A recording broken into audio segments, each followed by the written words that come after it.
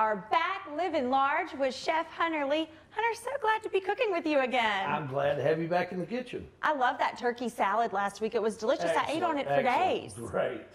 Now, Hunter, I'm not much of a chef, but in every recipe I always hear about the Trinity, and I hate to admit it, but I really don't know what that means. It's very popular in the South, and it's basically three things.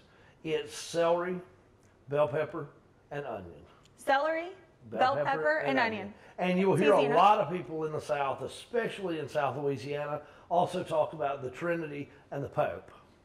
And what's the Pope? Well, and for several different reasons. But the Pope is actually considered your garlic.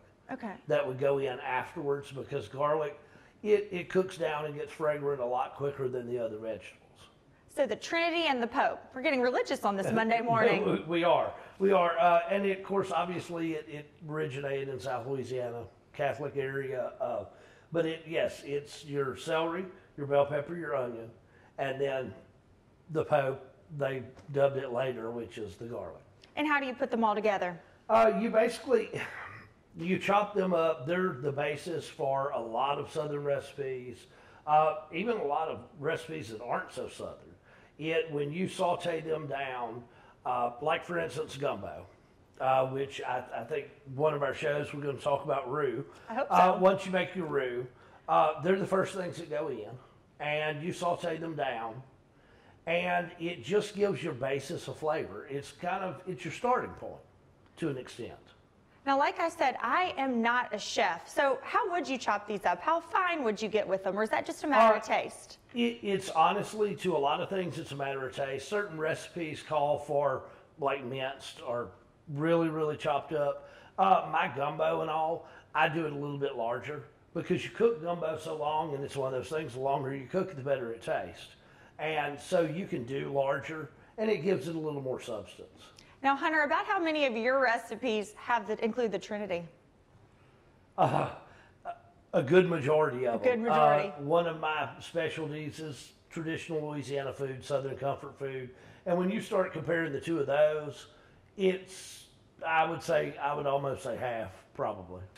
Let's talk about the spices. I know there's an original. Is that what started it all? That is actually what started it all. It was a recipe of my dad's that I found years and years after the fact, and it was extremely salty. They actually used to put it on top of their beer in the 80s. And so we had to figure out a way to pull the salt out of it and still have a good product. I know a lot of my competitors on the shelves, the big complaints that I had with them and the big complaints that I got from people, they're too salty.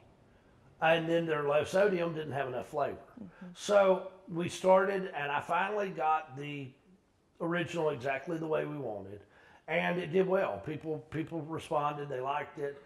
So we went back and we did a low sodium, a FDA certified low sodium. And then we also did a hotter version. And you can find all of this on your website. You can find all this on the website. We recently just came out with a barbecue rub and a blackened season to pair with the other three.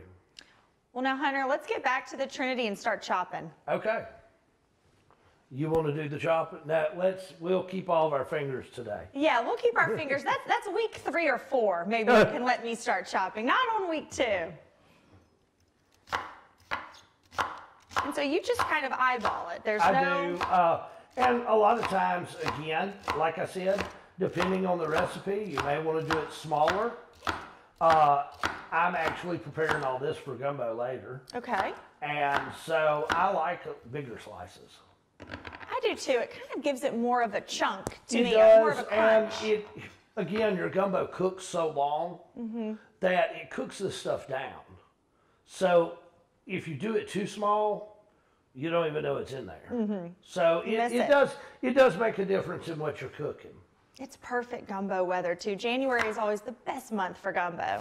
You know what? I hear that a lot, but in my opinion, I have made this in 100 degrees in June. If you want gumbo, you want gumbo. I know. I eat gumbo year round. I just always think about it when the weather gets a little bit cooler. It does make a difference. I love it for holidays too. And again, like I said, for gumbo in particular, I keep mine a little bit bigger. Okay. For that reason. Green bell pepper, red bell pepper, or just any kind of bell pepper? You know, a lot of people, especially older people, only use the green. Okay. I like a little color in mine, and I honestly think that it's mostly just preference. Okay. I like a little bit of color too. I love it when you add the red and the yellow even in. So we've got the Trinity. Do we need to add some Pope? And that is... Can't leave them out. Yes, and when you start searing these, when you start doing them in your butter, your oil, or even in your roux, you would start with these. Okay. You would go in with the garlic once these started to become translucent. And Hunter, where can our viewers go for more information? They can go to our website at benwoodshirleysouthern.com. Well, thanks for living large, and I can't wait to see you next week. Maybe I'll start chopping next week. Look forward to seeing you next week.